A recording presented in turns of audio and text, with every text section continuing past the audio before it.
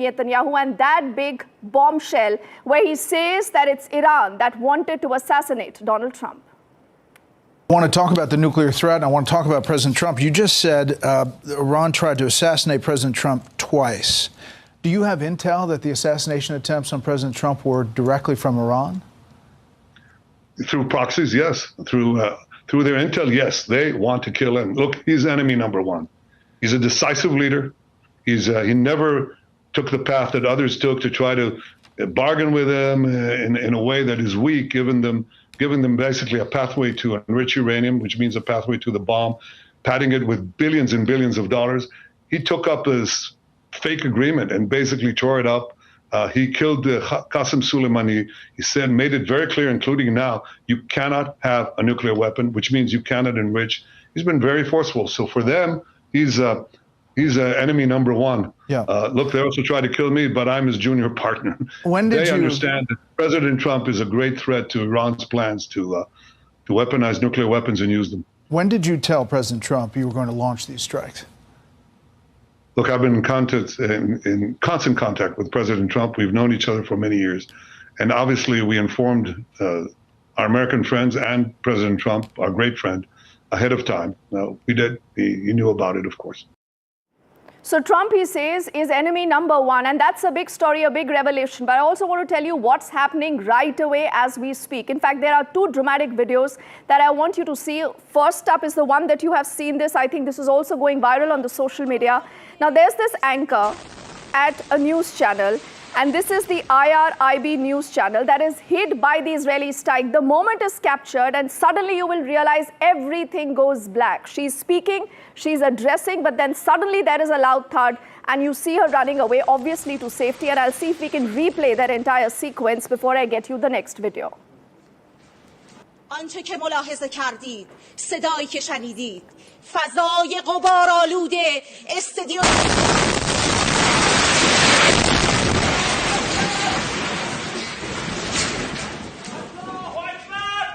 آنچه که ملاحظه کردید، صدایی که شنیدید، فضای غبارآلوده استادیوم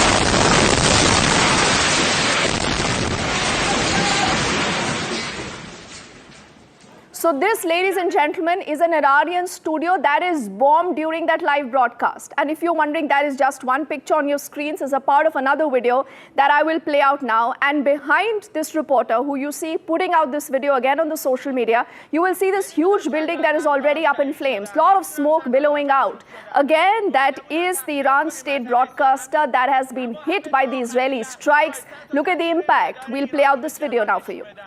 چیزی که رژیم دیدن تصویر اقتدار ایرانی و ایرانی جماعت و شکست هیمنه رژیم کودک کش صهیونیستی. من نمیدونم چند تا از همکارام داخل بودن. من طبقه اول بودم بمباران شد. نمیدونم چند تا از همکارام شهید شدن. نمیدونم چند نفر مجروح شدن. گفته بودن تخلیه کنیم منطقه اسرائیل. اما همه تا آخرین لحظه وایستن تا تصویر اقتدار ایران رو به جهان نشون بدن. چیزی که رژیم صهیونیستی دیدن تصویر اقتدار ایرانی و ایرانی جماعت و شکست هیمنه رژیم کودک کش صهیونیستی. So this has been a day of dramatic developments. This has been a day of some sensational revelations by Benjamin Netanyahu, who again, like I reiterate, has said that Trump is the enemy number one for Iran, and not once but twice there have been assassination attempts. Let's make more sense of what's going on. What is the big picture? How should you also be looking at these big developments? And as a promise, remember, we'll break down numbers, the military strength on both sides. We'll tell you which are the big high-value assets that have been targeted also by both sides. We'll get you powerful images and, yes, the big India connection to this whole story. But I want to say good evening to Professor Sari Hanafi, who's the professor in sociology at the American University of Beirut. Sir, thank you so much for your time. As we are having this conversation, we are looking at some dramatic images coming in and that dramatic revelation also from Benjamin Netanyahu, who says that Trump is the enemy number one. Do you believe that there is good enough evidence for the world to believe that Trump is actually the enemy number one for Iran? No, I don't think so. I think Netanyahu, with his religious Zionist ideology, genocidal ideology, he is capable of fabricating anything to continue his genocide in Gaza and trying to a new messy Middle East region. So I don't believe him. I think Iran has a long-standing hostility to the United States. The fact that they supported genuinely and in arm and in military aid Israel for a long time. So yes, United States is an enemy number one, but I'm not sure it's Trump is the enemy number one. You should know that the negotiation went very well in the first stage. Okay. And particularly Trump behaving like a businessman. He was so delighted that they offer around $2 trillion of investment and buying aircraft and etc. So I think Israel is not interested at all to have a peace in the region. Okay, I think that's an important point, sir, that you do make, and it's all about a nuclear deal. And I think our viewers would also be interested to know what is the trigger, the timing, and a lot of other things. And I'm just interrupting you here because I want to take this story in a big, wider perspective. And when we take this on a big, wider perspective, I want you to figure out what's been happening between Israel and Iran. And do remember, when you talk of India-Pakistan, the conflict, a lot of people think because, hey, India is next door to Pakistan, you have this conflict. But how is it happening between Israel and Iran? Let's open this graphic for you to help understand the axis of resistance that comes in vis-a-vis Iran. Now, if you look at the distance between Iran and Israel, you know, Israel is rather very small country versus in Iran. Iran is there in green. You will see Israel here in red. The distance between them, look at this, is about 2,300 plus kilometers. They are that far apart. So how does the war really take place? How do you manage a war with that kind of a distance? Now, this is where Iran has been using its proxies for the longest time. Which are these proxies? Remember, here now you will get all of them marked on your screens one by one. We go to Lebanon first. This is where you have the militia group that is called the Hezbollah. Now, what is the Hezbollah? It's a Shia militant group formed in the early 1980s, and you have seen a lot of its power actually getting decimated over time. And this is also why Israel thought that this is a good time to go out after Iran, because its proxy obviously is getting weaker. But this is not the only proxy. Let's bring up the next one. When you talk of the entire Gaza region, this is Hamas. And I'm sure all of you, as informed audiences, must be aware about the role of Hamas. Now, that is a Sunni Islamic fundamentalist organization. Not just this, emerged during the first Intifada, that was the uprising, the Palestinian uprising. And this is again to encircle Israel and to ensure that somehow Iran continues to encircle that region along with its proxies. There is another important one that we will talk about as we'll get that on our screens. Now, there is Yemen. Here is the infamous Houthis. Now, who are the Houthis? They are the Shia-led religious political movement, emerged again from the northern Yemen in the 1990s. So these are just three of the many other proxies that Iran has used, it has cultivated of the last many, many years. And what it also does, remember, it provides them money, it provides them infrastructure, it gives them weapons. Why? Because these all organizations, the terror outfits, obviously bolster Iran's own presence. But then, how do you have this war happening between Israel and Iran in case it actually emerges to a situation like this? Where do the numbers stack up? These numbers important for you, so I will get these numbers right away. You're looking at both Israel and Iran. When you look at Israel, it has about 170,000 active military personnel. But on the other side, look at Iran, about 6 lakh military personnel. That is the kind of strength we are talking about. This brings us to our next important indicator as far as the military capabilities are concerned. Israel has a little over 4,000, 65,000 reservists. and that goes up to about 350,000 reservists when it comes to Iran, and about 220,000 paramilitary forces on the other side. This is not it. If you're looking at numbers, looking at from where they get their wherewithal, the other thing we are talking about is when it comes to Israel, it is one of the most advanced air forces, something that has been proven time and again.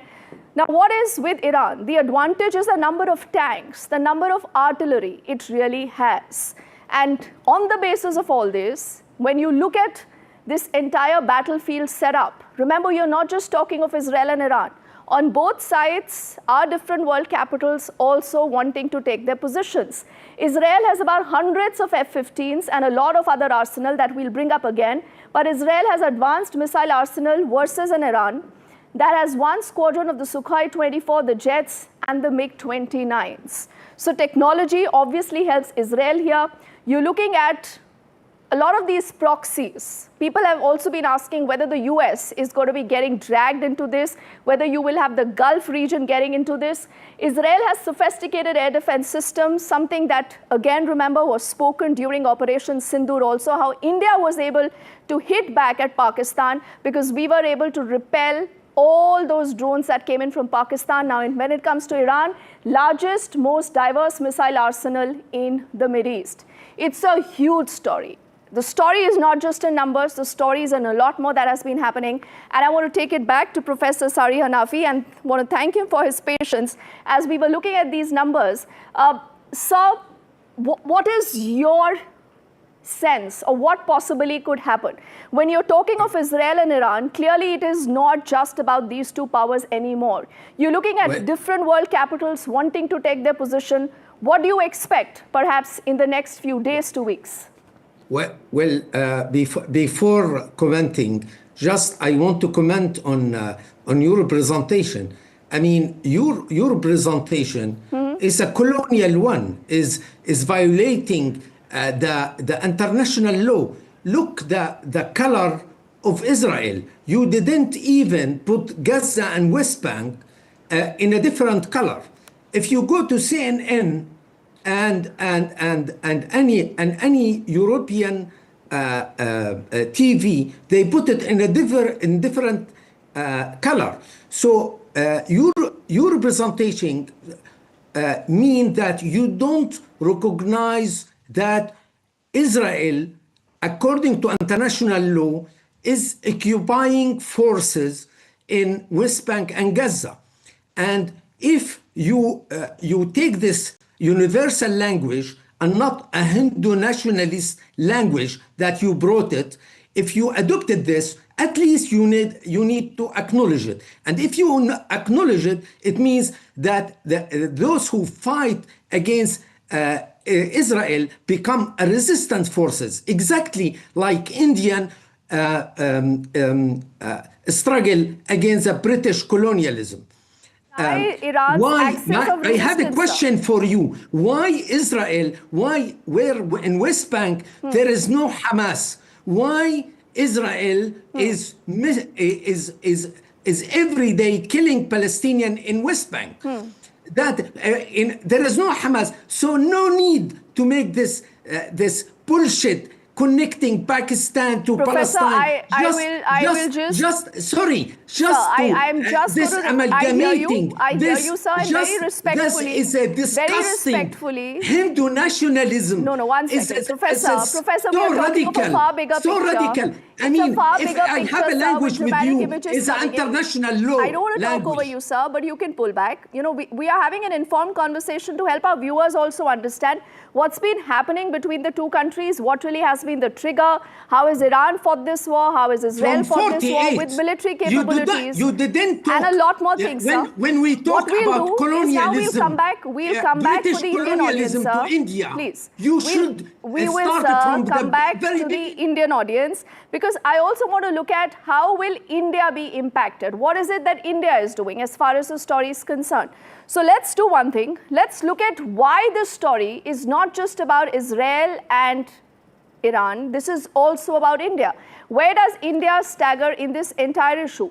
Now remember, there is already an India-Middle East economic corridor that we have been working on. You would realize that during G20, there was a lot of emphasis on this. Where does this begin from? It begins from India, it moves to the UAE, then to the Saudi Arabia, to Israel, to Greece.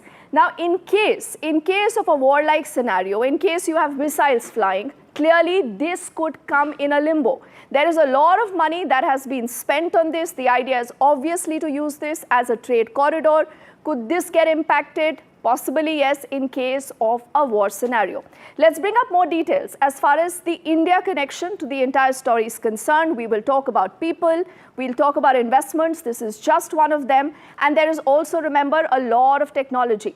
Now, when it comes to India's energy dependency, we all do know that fuel prices possibly could soar in case you're looking at some kind of an issue here in the region.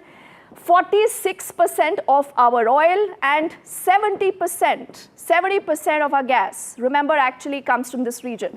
And that is why this region is very, very significant. And that is why these numbers are very important. What New Delhi has said that they are looking at a de-escalation as far as the situation between the two countries right now are concerned. Let's bring up more numbers and details. This is about India's Middle East trade. Now, with Iran, we have a $1.24 billion when it comes to exports. In imports, $441.9 million in imports. Important numbers, and a lot of that, remember, is driven by the energy concern, by the numbers that go into to buy all that. Likewise, with Israel, you have a $2.15 billion in exports and about $1.61 billion in imports. And India has always maintained a good relationship with both, whether it is Israel or whether it is Iran, in terms of trade, in terms of culture, in terms of military, in terms of economics. So you have India playing that balancing act, but clearly it could get difficult in case you will see the escalation in the situation as far as this particular situation is concerned. We have more details about what possibly could happen in terms of the numbers. And I was looking at those numbers, if we can also get them on our screens, about how many Indians, remember, right now are in Lebanon, to Iran, to Israel. About 3,000 of them in Lebanon, about 10,000 in Iran, and about 30,000 in Israel. These are, remember, people. These are Indians who are living in this particular area. These are Indians also caught in the crossfire. These are numbers now on your screens. I'll begin from the left. When you talk of Lebanon, 4,000. When you talk of Israel, 30,000. When you talk of Iran, 10,000. But this is, remember, again, a rough estimate. Because the moment you will see this entire conflict spiraling, and it affects the larger West Asia region, where you have close to about 9 million Indians staying, this situation could actually spiral out of control. And what is the emphasis? The emphasis, hence, is on safety and security. And even as we speak, remember, a lot of evacuation efforts are underway. But clearly, when you look with the binoculars, you go big on a picture, what possibly could happen? What could happen in the next few days to the next few weeks is a question that a lot of you have been asking. And I'll also tell you more about the trigger that has led to this escalation between Iran and Israel. This is the entire nuclear program of Iran. We'll get that graphic also on our screens in just a moment. But let's get in more details to help you understand where is this story going. And this is the N word. N is the nuclear word. Now, this is where Israel has targeted Iran's nuclear facilities. Now, which are these facilities? One is the Natanz enrichment facility. This is the Iran's main atomic site. Part of the facility which is underground to defend against airstrikes. Now, what Israel has been saying for the longest time is that Iran has been trying to build up this facility over time. They have also enriched uranium that they will be using here, and Iran had been enriching that uranium to a 60% purity. And this clearly increases the risk of a full-blown crisis, and that is why Netanyahu has said that it's important that we keep Iran under check. Something like this cannot go on. And you would recall of that deal also that Trump wanted Iran to sign, but for the moment, the conversation on that has been stalled. The other facility we are talking about is the Fordo enrichment facility. This is Iran's most fortified nuclear site. And we do know that Israel claims that a lot of these sites have been hit also. The other important point about the Fordo enrichment facility is that it's located on an Islamic Revolutionary Guard Corps base. So much for that symbolism that you see Iran using. In fact, we'll also try to pull up a full map graphics to identify the sites where you have seen the strikes happening. The other important point about the Fordo enrichment facility is the focus of the Western concerns over Iran's nuclear program. This is again where Trump has been trying to ascertain that we have given them enough time. We gave them 60 days is what he said initially, and we haven't seen a pullback from Iran. There is also a lot of conversation about how Israel under Netanyahu does not want Iran to even sign this deal. But where have these sites been hit? Now, this is where Israel has struck. These are the Iranian sites that we'll talk about one by one. You're looking at Piranshah, Tehran, Karaj, Natanz, Ifshan, Fordo, Arak, Subashi, Tabriz, Sardasht, Qasr-e-Shirin, and Kermanshah. These are all the places that have been struck as far as Israel is concerned. We'll get in more details also of the strikes that have happened from the other sides. So over the last many days, you have seen the story only escalating because none of the sides are pulling back. Now, where did Iran strike? Iran strikes the heart of Israel. These places, again, are up on your screens, right from a Tel Aviv to a Petah Tikka, to a Rishon LeZion, to an Ashado, Jerusalem, and to Beersheba. You've seen a lot of action, a lot of missiles that were used, a lot of precision strikes also, as you've seen Israel launching. But what could be the worst case scenario? Let's also focus on that because it's very important that we be prepared for what could happen. Now, this, in fact, is a sign of the escalations you have seen. Israel launched the second wave on the Fordo site, something that we just spoke about as far as the nuclear site is concerned. This brings us to a second big escalation as far as this entire timeline between the two countries are concerned. Iran fired ballistic missiles at Tel Aviv. So you've seen an action and a counter response to that. This brings us to our third escalation that you have seen as far as this conflict is concerned. Hezbollah opened a full front in northern Israel. Hezbollah, remember, the proxy of Iran that we just spoke about. This brings us to our next big escalation in this entire conflict. We'll keep it fast so that we can bring out all details. Israel then bombed the IRGC bases in Damascus. So no pullback that you have seen from either sides in the last many hours. Ever since June the 13th, you've seen these strikes and the Middle East region again coming back into conversation.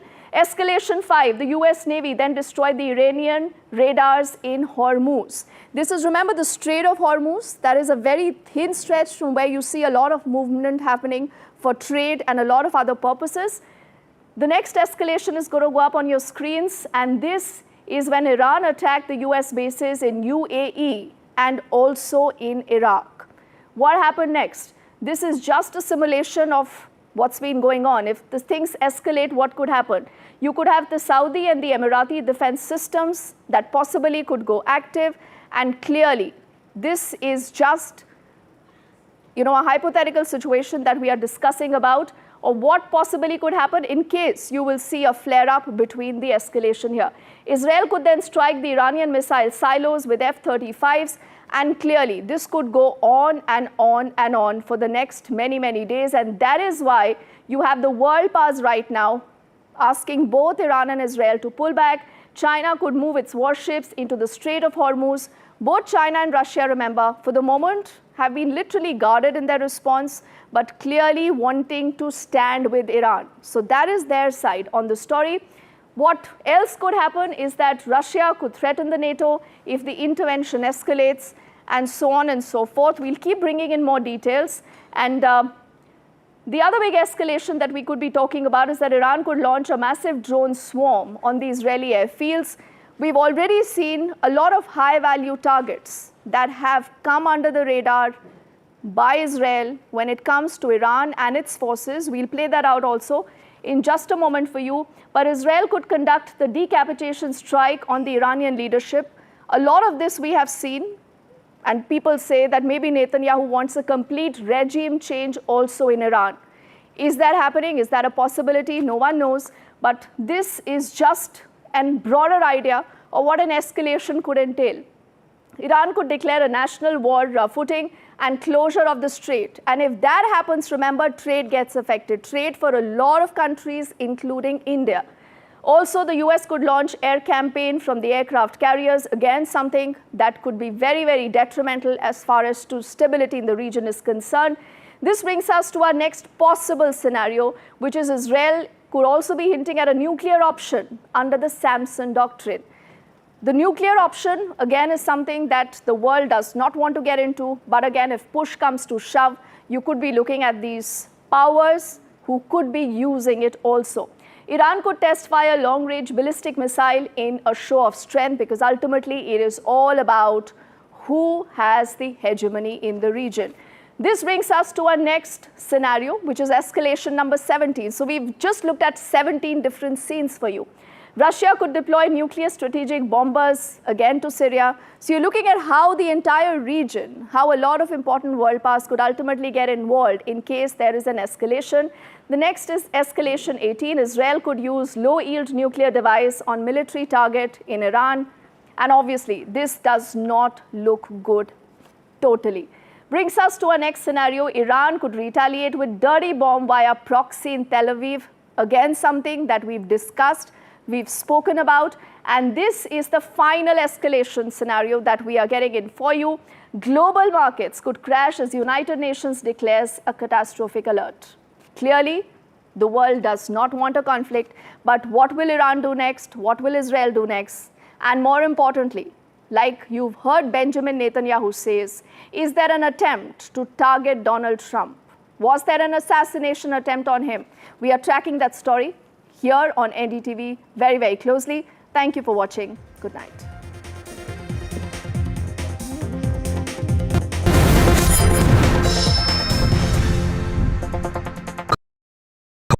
Gold plus optimistic reflective glass लगाओ, धूप की गर्मी को दूर भगाओ और बिजली का बिल भी बचाओ।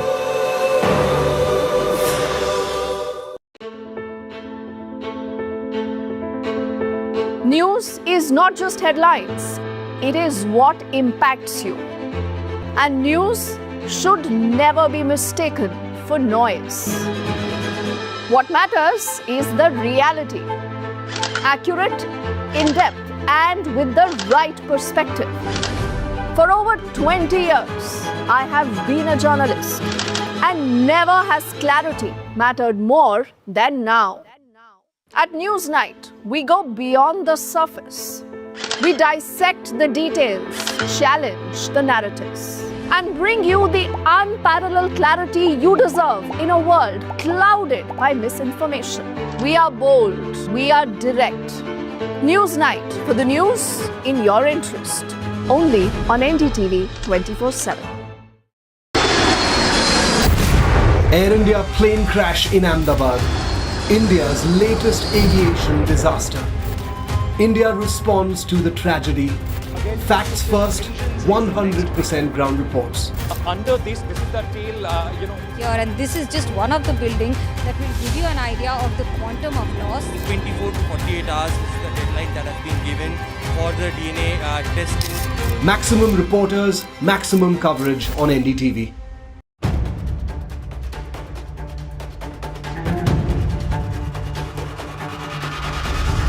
If it matters to you, if it matters to you, if it matters to you,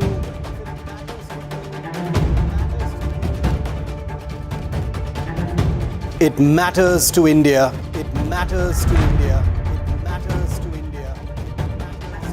And it matters to me. And it matters to me.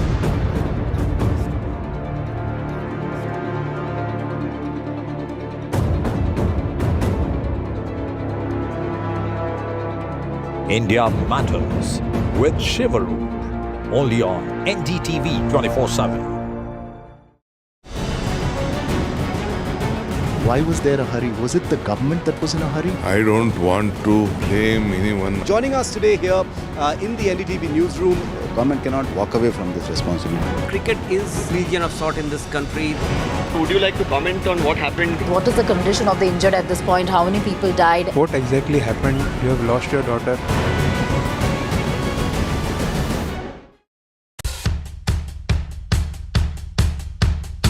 The Markets move fast. And so should your portfolio. Expert insights, real-time stock picks. Do I buy Ola? Should I hold CDSL for the long term? Buy, sell or hold. The answers you need, straight from the experts.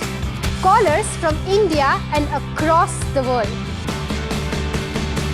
Connect live, ask, decide and invest wisely. Your portfolio, your future. Ask Profit.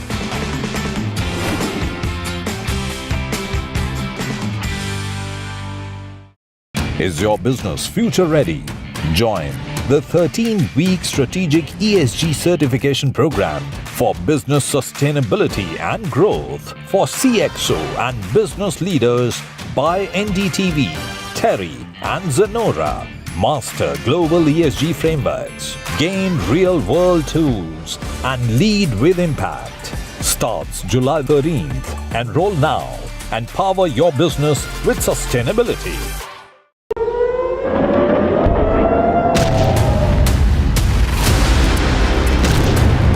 As the Iran-Israel war escalates, Indian students in the crossfire. As soon as possible evacuate किया जाए. War zone worries grip parents. The next Indian mass evacuation ahead. NDTV at Ground Zero.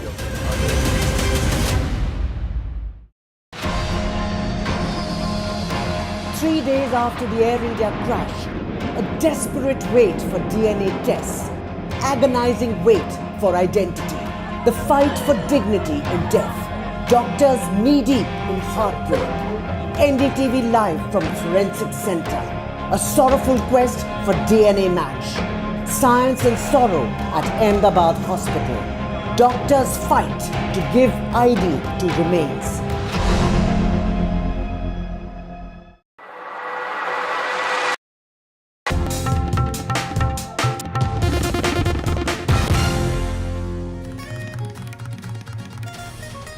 A very good evening, viewers. You're watching NDTV. I'm Gauri Dwivedi. Over the course of the next 30 minutes, we'll talk about the G7 summit for which Prime Minister Modi has explained why this will be significant, his first visit to Canada in a decade. And will that reboot India-Canada ties? All that and more. But first up, the headlines. Prime Minister Modi emplanes for Calgary in Canada. He's set to take part in the G7 Leaders Summit. All eyes on his first meeting with Canadian Prime Minister Mark Carney.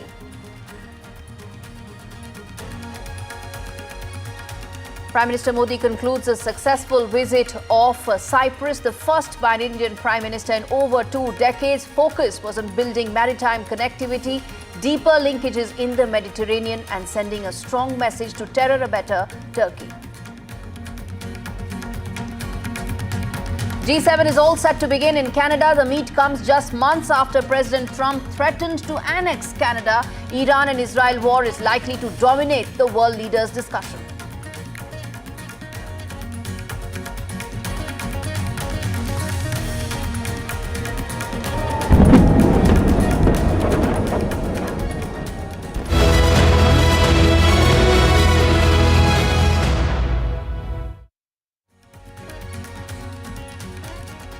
Prime Minister Modi is en route to Canada's Alberta for the G7 summit, not as a member but as the most watched guest.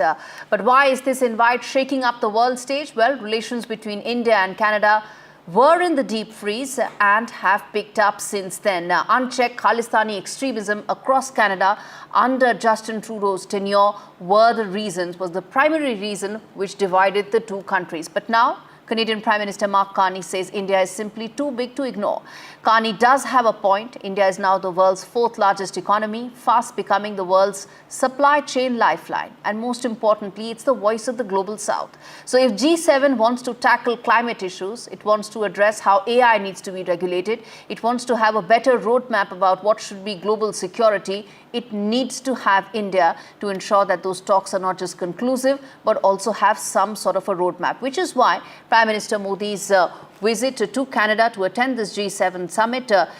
Since 2019, he's been attending these, is going to be so important. Let's get in Maha Siddiqui, my colleague who's been tracking the G7 summit for us, joining us live to talk more on this. Maha, good to have you on the show. Talk to us about this G7 summit, the first that's for Prime Minister Modi and Mark Carney's visit. There's a lot of expectations that it could reboot some of the India-Canada relationship that was tested during Trudeau.